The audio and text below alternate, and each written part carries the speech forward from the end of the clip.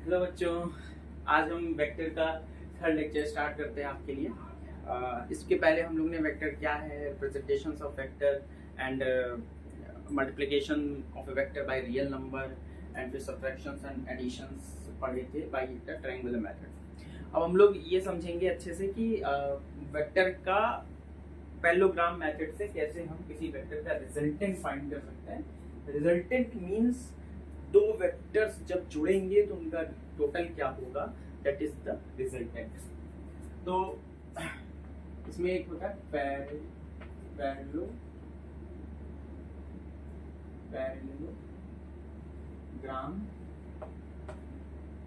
Method.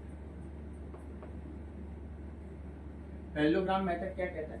Parallelogram method ये कहता है कि अगर हमें दो वेक्टरों को जोड़ना है, मान लो कि एक वेक्टर ये है और एक वेक्टर कोई ये है, ये वेक्टर B है, ये वेक्टर A है, and we want to add of these of two vectors A and B। इसका मीन्स क्या है कि अगर हमें किसी पॉइंट पर ये दोनों फोर्स मान लो या दोनों वेलोसिटीज मान लो या दोनों पॉइंट पर एक ही वेक्टर कार्य कर रहे हो तो उनका टोटल क्या होगा, मीन्स उनका रिजल्टेंट क्या होगा, मीन्स वो वेक्टर वो टोटल मतलब बॉडी किधर जाएगी या कितना टोटल फोर्स लगेगा या कितनी टोटल वेलोसिटी होगी, ये हमें निकालना है।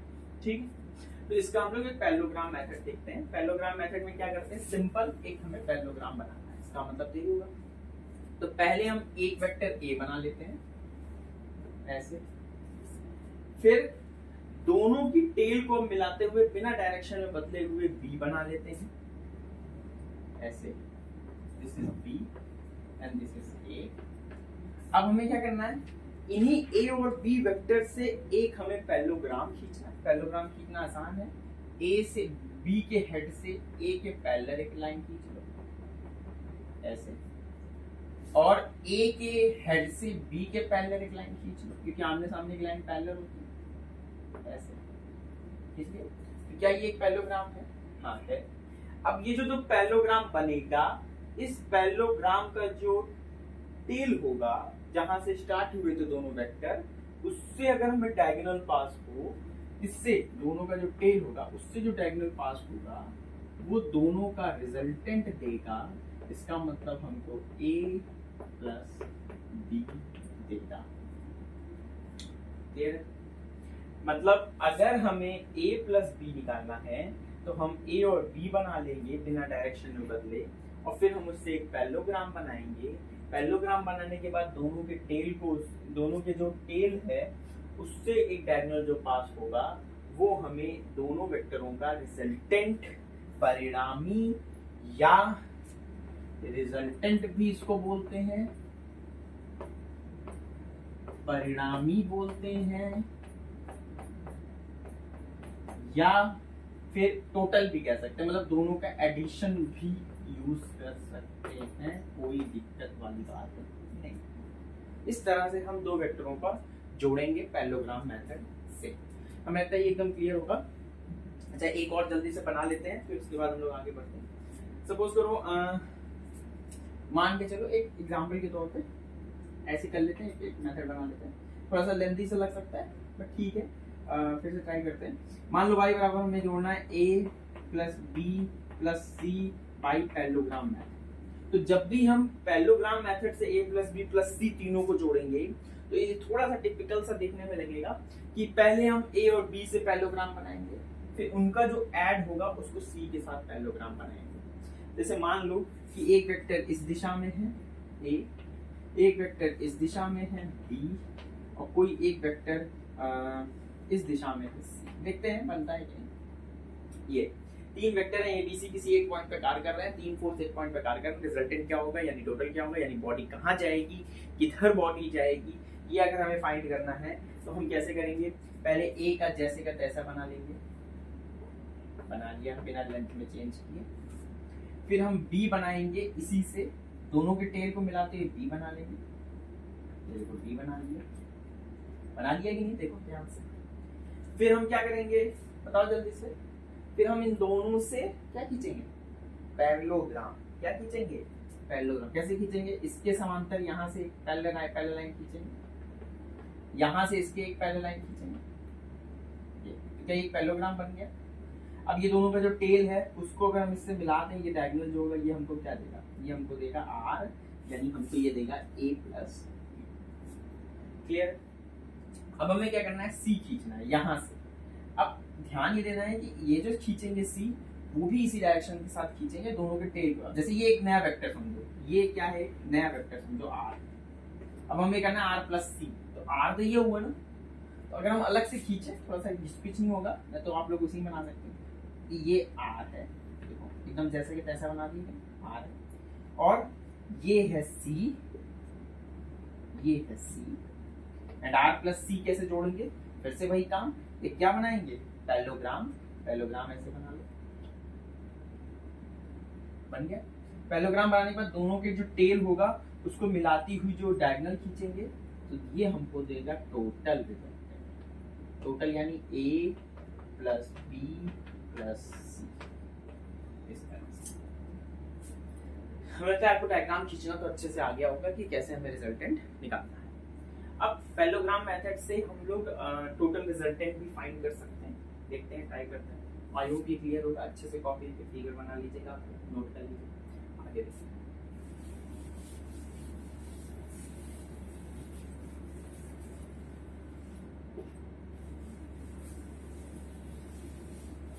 देखो बच्चों, अब हमें एक बनाना है पैरेललोग्राम मेथड से रिजल्टेंट फाइंड करने का फॉर्मूला क्रिएट बनाना है। तो we want to find the formula.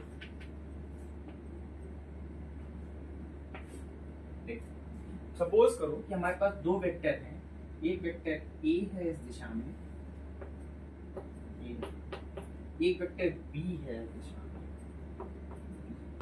Suppose करो कि वेक्टर a का जो परिमाण है वो a है, और वेक्टर b का जो परिमाण यानी मैग्नीट्यूड है वो b है, small a and small b। मतलब हमने एक a वेक्टर खींचा, एक b वेक्टर खींचा, and we want to find the resultant r। हमें एक फॉर्मूला बनाना है। हमने मान लिया कि a का जो रिजल्टेंट मैग्नीट्यूड है वो a है, b का जो मैग्नीट्यूड है वो b है। तो हम क्या करेंगे, पहले हम एक पैरेललोग्राम बनाएंगे ऐसे, है ना, यहाँ से एक पैरेललोग्राम बनाएंगे, ठीक है, ये पैरेललोग्राम बनाएंगे। अब यहाँ से एक पैरेललोग्राम जब बन गया तो ये जो रिजल्टेंट देगा ये हमको देगा r। यही हमें फाइंड करना है, यानी हमें a प्लस b निकालना है, ठीक है, कोई दिक्कत वाली बात नहीं है। हाँ, एक और चीज है, let the angle between a vector and b vector, a vector and b vector is theta. मान लो हमने क्या मान लिया कि a और b के बीच का जो एंगल है ये थीटा है, ये हमने मान लिया। हमें r फाइंड करना है, तो इसके लिए हमने कुछ पॉइंट्स मान लिए। इसको हमने मान लिया p, मैं इसको p a b c d मान लिया, फिर p q r s t, ठीक है, a b c d मान लिया। तो E F G S, E F G और H ये मान लिया, 4 पॉइंट्स, ठीक है। अब हमें करना क्या है, इसमें हमें पहले कुछ डायग्राम बनाना पड़ेगा कि हमें A वेक्टर को आगे की तरफ बढ़ाएंगे। इतना बढ़ाएंगे कि G से जब एक परपेंडिकुलर लाइन डालें, एक लंबवत रेखा डालेंगे, उसको मान लो M। तो हमने क्या किया कि A वेक्टर को आगे बढ़ाते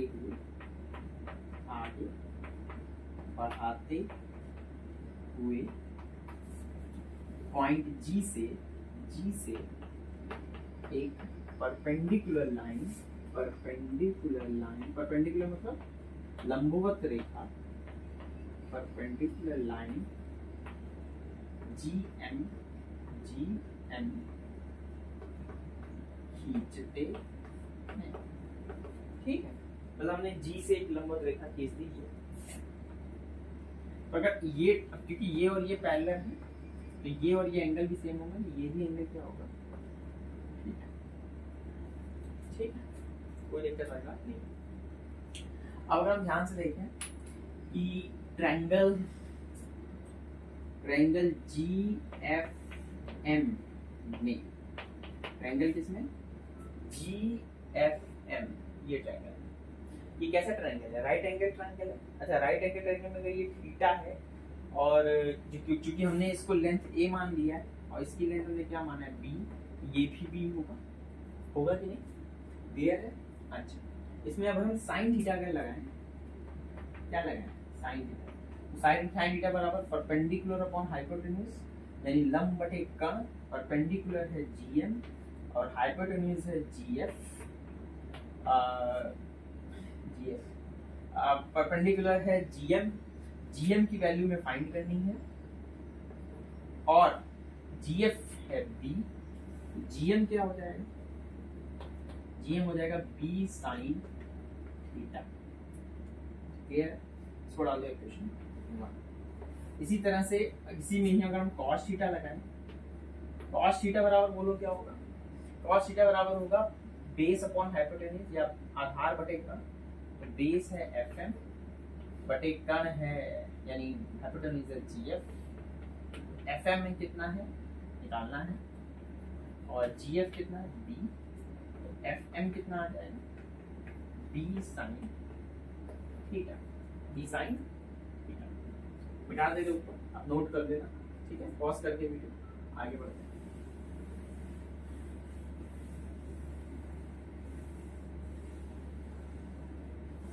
अब देखो क्या कर सकते हैं, यहां से इसका मतलब हमें GM क्या मिल गया, हमें GM मिल गया B साइन थीटा और हमें FM मिल गया। FM अगर मिल गया तो हम EM कह सकते हैं। EM क्या हो जाएगा, देखो EM हो जाएगा EF plus FM, EF plus FM और EF कितना है A प्लस B cos। तो इसको ऐड कर क्वेश्चन, क्लियर। अब आप ट्रायंगल देखो, ट्रायंगल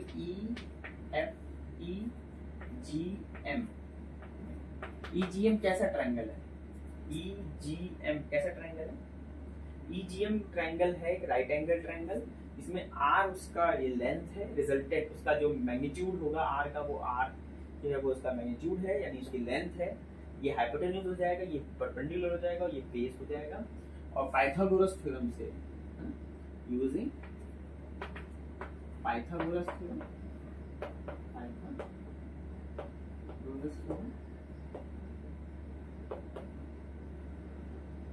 पाइथागोरस थ्योरम क्या कहती है, पाइथागोरस थ्योरम ये कहती है कि R का मैग्नीट्यूड, या ऐसे लिख देते हैं, EG का स्क्वायर बराबर EM का स्क्वायर प्लस GM का स्क्वायर, सही है। दिस का स्क्वायर बराबर दिस का स्क्वायर प्लस दिस का स्क्वायर, ठीक है। अच्छा, इसमें अगर हमें इसका स्क्वायर फाइंड करना है तो हम क्या करेंगे, एक मिनट,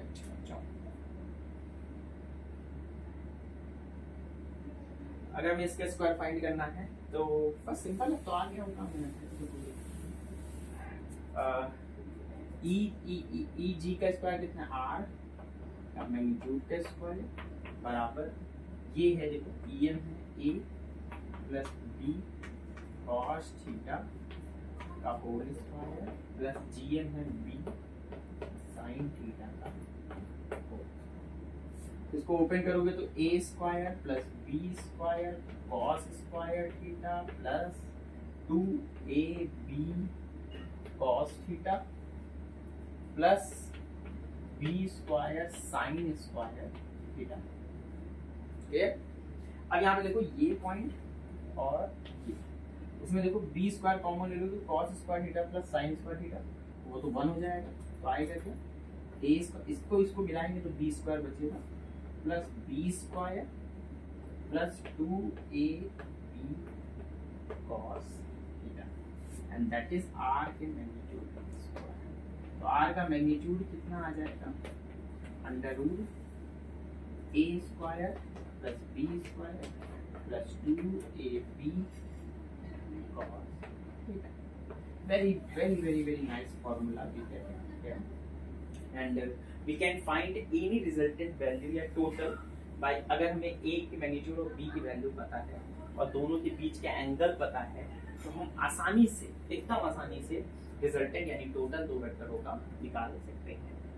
आई होप ये क्लियर होगा। अच्छे से बच्चों नोट कर लो। अभी इस पे एक न्यूमेरिकल करा देते हैं, बाकी फिर आगे बढ़ेंगे। नोट कर लिया? आगे डाल देते हैं। डायग्राम एकदम अच्छे से बनाना, एकदम क्लियर होगा, कोई दिक्कत नहीं। मान लो कि किसी एक पॉइंट पर दो फोर्स काम कर रहे हैं। एक फोर्स है 10 न्यूटन का, एक फोर्स इधर लग रहा है वो भी 10 न्यूटन का है मान लो, और दोनों के बीच का एंगल है 60 and we want to find the कि बॉडी पे टोटल फोर्स कितना लगेगा। तो क्या करना है, एकदम सिंपल, हम लोग डायग्राम बना के करते हैं। ये 10 पैरेललोग्राम बना लो, ये जो होगा आर यानी टोटल फोर्स, ठीक है। अब दोनों के बीच का एंगल कितना है 60, यानी हमें एक तरह से ए की वैल्यू कितनी है 10, बी की वैल्यू कितनी है 10, और दोनों के बीच का एंगल कितना है थीटा कितना है 60, ठीक है। तो अब हम इसकी वैल्यू रख देते हैं, resultant total resultant F R लिख देते हैं। रिजल्टेंट मैग्नीट्यूड निकालना है, अंडर रूट 10 का स्क्वायर प्लस 10 का स्क्वायर प्लस 2 10 cos 60 की वैल्यू a1/2 होती है, तो 1/2 कट जाएगा, यहाँ पे आ जाएगा 100 प्लस 100 प्लस 2 into 100, cos 60 की वैल्यू 1/2, 100 300, अंडर रूट 300 की वैल्यू कितनी आ जाएगी 10 इतना न्यूटन फोर्स टोटल। ऐसे सवाल है। अभी हम लोग और सवाल आगे करेंगे।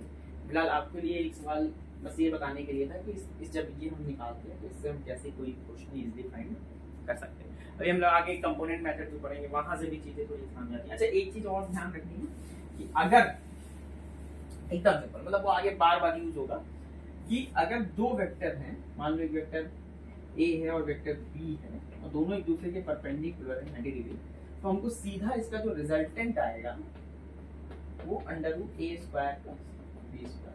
अच्छा, ये कोई याद करने वाली चीज नहीं है, याद कर लेना है वैसे आपको। मतलब फॉर्मूला अगर हम देखें तो under root A square plus B square plus 2ab cos 90 की वैल्यू बोलो बच्चों, cos 90 की वैल्यू 0, तो ये पूरा पार्ट 0 हो जाएगा, तो ये पूरा पार्ट 0 हो जाएगा, तो क्या आएगा under root A square plus B square. इसका मतलब हम ये ध्यान रखेंगे आगे के सवालों में कि जब भी हमारा दो वेक्टर हमेशा एक दूसरे के परपेंडिकुलर है, हमेशा उसके रिजल्टेंट को under root A square plus B square कर देना है।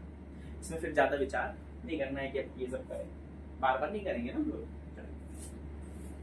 न्यूमेरिकल नोट करते चलना, जो सवाल कराएंगे सब नोट करना आपको। अच्छा, अब हम लोग बात करते हैं कि कैसे रिजल्टेंट क्लियर है। अच्छा, अब हम लोग एक चीज और निकालनी है कि जो रिजल्ट हम फाइंड करना चाहते हैं, फाइंड डायरेक्शन ऑफ रिजल्टेंट या परिणामी का जो डायरेक्शन है, फाइंड, हमें क्या करना है डायरेक्शन फाइंड करनी रिजल्टेंट की विथ ए। ये कहना बहुत जरूरी है। मतलब हम जैसे हमें ए की डायरेक्शन, रिजल्टेंट की डायरेक्शन फाइंड करनी, आर के डायरेक्शन फाइंड करनी है, तो डायरेक्शन, क्योंकि भाई आर एक वेक्टर क्वांटिटी तो मैग्नीट्यूड निकाल लिया और डायरेक्शन भी उसकी कैसे निकालेंगे, तो डायरेक्शन तो किसी के अबाउट तो बताओगे। जैसे हमने कहा हम इधर जा रहे हैं, अरे किधर जा रहे हो, पूरब से 30 डिग्री पर, पश्चिम से 60 डिग्री पर, किधर, जैसे कि हमने कहा हम आगे जा रहे हैं, तो आगे से कितने एंगल पे जा रहे हैं, ये इधर से कितने, तो आपको कोई ना कोई बेस लेना पड़ता है ना, उसी बेस के अबाउट बताते हो। तो हमें एक ना एक बेस ए का भी बोल सकते हैं और बी का भी बोल सकते हैं। बात को समझो अच्छे से कि अगर हमें कहीं किसी वेक्टर की डायरेक्शन बतानी है तो डायरेक्शन हमेशा किसी ना किसी के आधार ले करके बताएंगे ना। हम ये कह सकते हैं कि मेरा घर उत्तर से 30 डिग्री के कोण पर है या उत्तर की दिशा में है या ऐसे, तो हमने एक उत्तर को आधार ले लिया ना, हम 30 डिग्री के कोण पर, ऐसे तो नहीं कह सकते वो 30 डिग्री किसके साथ है, तो हम ये बोलेंगे ना कि ए के साथ है या बी के साथ है या उत्तर के साथ है, पूरब के साथ है। तो इसका मतलब हमें कोई ना कोई आधार चाहिए दिशा बताने, तो हमने आधार ए चुन लिया। डायरेक्शन फिर से डायग्राम फिर से भी बनाएंगे। मान लो एक वेक्टर ए है, सेम, कोई ज्यादा दिमाग नहीं लगाना, वेक्टर बी है, हम क्या करेंगे पैरेललोग्राम खींचेंगे, खींच लिया, ये क्या है हमको हमें मान लिया कि ये दोनों के बीच एंगल थीटा है। अब ध्यान से देखना, हमने मान लिया कि r वेक्टर a के साथ अल्फा पर, अगर हम ये अल्फा निकाल दें तो क्या हम r की डायरेक्शन नहीं बता सकते बच्चों? आराम से बताओ, सोचो। मतलब अगर हमें r की डायरेक्शन बतानी है तो हम ये कह देंगे कि अच्छा a से 30 डिग्री कोण पर, या a से 20 डिग्री कोण पर, या a से इतने डिग्री की कोण पर, तो क्या हम r की डायरेक्शन नहीं पहुंच जाएंगे? इसका मतलब है अगर हमें डायरेक्शन बतानी है तो हमें अल्फा बताना है एक्चुअली। अगर हम ये अल्फा निकाल लें तो हम बता देंगे कि r यानी जो रिजल्टेंट है हमारा उसकी क्या डायरेक्शन है विद a। तो हमने मान लिया, क्या लेट किया, लेट ये किया कि r the angle between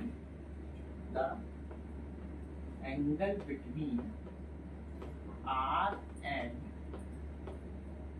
and a is n, ये हमने मान लिया।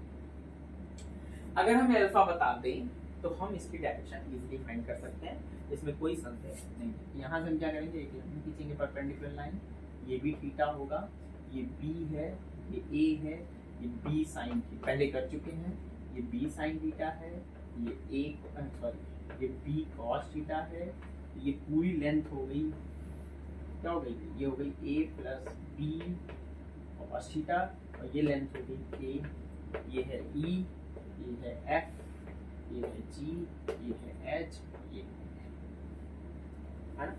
अच्छा अल्फा बताने के लिए ट्रायंगल देख लो, ट्रायंगल GEGM,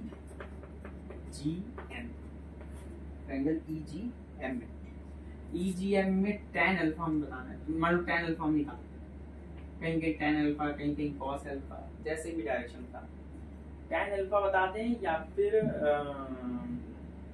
r के साथ बता दें किसी से, चलो ठीक है tan अल्फा ले रहे हैं तो बेस परपेंडिकुलर अपॉन बेस होता है, tan अल्फा बराबर EM upon GM upon EM। तो GM बोलो क्या है बच्चों, B sin थीटा, और EM क्या है A प्लस B cos। अच्छा हम लोगों ने अभी इसके पहले जो सवाल किया तो उसको फिर से कर लेते हैं। क्या सवाल था, एक 10 न्यूटन का फोर्स इधर लग रहा है, एक 10 न्यूटन का फोर्स इधर लग रहा है, सेम फोर्स है ना। एक हमने पैरेललोग्राम बनाया ऐसे, तो ये जो रिजल्टेंट है वो हमको 10√3 आ रहा था यो, तो हमने मान लिया ये अल्फा कोण है, हमें ये अल्फा निकालना है। तो बोलो tan अल्फा बराबर, यहाँ tan अल्फा बराबर b है 10 sin 60 अपॉन 10 प्लस 10 cos 60। ये तो फॉर्मूला रखो, अरे a की वैल्यू भी 10, b की वैल्यू भी 10, a की वैल्यू भी 10, b की वैल्यू भी 10, थीटा की वैल्यू 60। sin 60 की वैल्यू बोलो बच्चों 10√3/2, ब्रैकेट में देखो 10 प्लस 10/2, 10 प्लस 10 इंटू cos 60 का मान 1/2, 2 से काट दोगे तो 5 आ जाएगा, 10 5 15 दूना 30, तो आ जाएगा √3/3 बराबर 30। तो 10 से कटेगा 3, √3/3 की वैल्यू क्या लिखोगे, इसको लिखोगे 1/√3। अच्छा बताओ tan अल्फा का किसका मान 1/√3 होता है, tan अल्फा का किसका मान 1/√3 होता है 30 डिग्री, यानी अल्फा हमारा क्या आ जाएगा, अल्फा आ जाएगा। इसका मतलब है ये जो हमारा tan√3 है वो 10 के साथ कितने एंगल पर है, कितने डिग्री पर जा रहा है, 30 डिग्री पर टोटल फोर्स होगा। आई होप ये लेक्चर भी ये आपको पॉइंट क्लियर होगा कि कैसे हमें टोटल की वैल्यू निकालनी है ना। तो हम लोग ने आज अभी क्या क्या पढ़ लिया, हम लोग ने पढ़ लिया कि कैसे हमें ट्रायंगल्स, हमें कैसे पैरेललोग्राम का मेथड करके पैरेललोग्राम बनाते हुए रिजल्टेंट निकालना है। हमने देखा रिजल्टेंट ही एक्चुअल रिजल्टेंट या फिर परिणामी ही एक्चुअल में दोनों वेक्टर्स का सम होता है। फिर हम लोगों ने इसके लिए एक फॉर्मूला बनाया, फॉर्मूला क्या आया, r = √a² + b² + 2ab cos θ।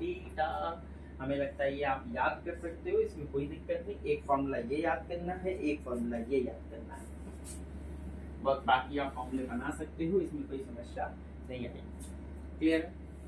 तो दो फॉर्मूला, ये फॉर्मूला है डायरेक्शन, रिजल्टेंट की डायरेक्शन बताने के लिए, ये जो फॉर्मूला है रिजल्टेंट बताने के लिए। ध्यान देना, इसीलिए हम इसमें बार बार ये लगा, क्योंकि ये मैग्नीट्यूड बताएगा, रिजल्टेंट की मैग्नीट्यूड बताएगा, और ये जो है वो डायरेक्शन बताएगा। ये क्या बताएगा बच्चों? डायरेक्शन। ये क्या बताएगा बच्चों? मैग्नीट्यूड। तो ये मैग्नीट्यूड बता रहा है, ये डायरेक्शन बता रहा है। इस तरह से हम पैरेललोग्राम के मेथड यूज करके हम आसानी से किसी भी वेक्टर की डायरेक्शन और मैग्नीट्यूड बता सकते हैं with the using of formula. मैं आपको कुछ ठीक है, वैसे आप कुछ न्यूमेरिकल्स आप बुक से लगा लो, अगर उसमें कोई समस्या आती है तो कमेंट्स में आप बताओ, मैं आपको क्वेश्चंस पे, अगर आपको लगता है कि इस पे मुझे और सवाल लगवाने चाहिए आप कमेंट्स में बता दो, मैं इस पे और क्वेश्चंस लगवा दूंगा और क्रिस्टल क्लियर करूंगा कॉन्सेप्ट को।